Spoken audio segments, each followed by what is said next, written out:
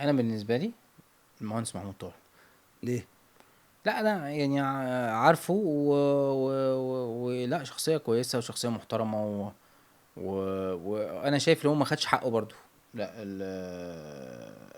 بص هو عمليا كابتن حسن حمدي. تمام. بس انا شايف ان كابتن الباشمهندس محمود طاهر لو خد حقه كان حقه في ايه؟ يعني خد وقته. وقته.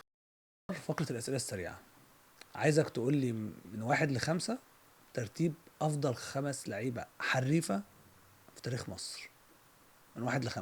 في تاريخ مصر اه، رقم 1، الكابتن طاهر ابو زيد، رقم 2، الكابتن حسن شحاته، رقم 3، كابتن حماد عبد اللطيف، رقم 4، رقم 4، آه، كابتن صفوت عبد الحليم، رقم 5. كابتن مختار. دلوقتي بقى ندخل في الأفضل، أفضل رئيس نادي. أنا هقول لك اسمين وتكمل معاه. بالنسبة للنادي الأهلي، المهندس محمود طاهر ولا الكابتن محمود الخطيب؟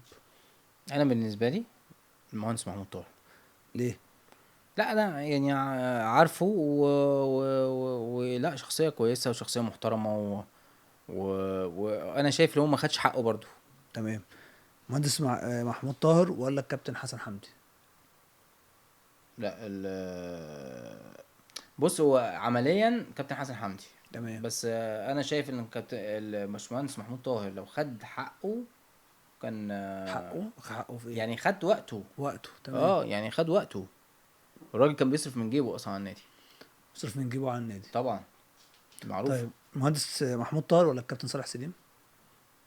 صلاح السليم ده في حته تانية. حته تانية. تمام. طيب، لو لعيبه الوسط، حسين علي ولا حسن مصطفى؟ لا حسن مصطفى. حسن مصطفى. حسن مصطفى ولا معتز اينو؟ حسن. حسن مصطفى ولا تامر عبد الحميد دونجا؟ تامر. تامر عبد الحميد ولا ايمن عبد العزيز؟ والله اتنين يعني بس ايمن. ايمن. ايمن ايمن عبد العزيز ولا حسام عاشور؟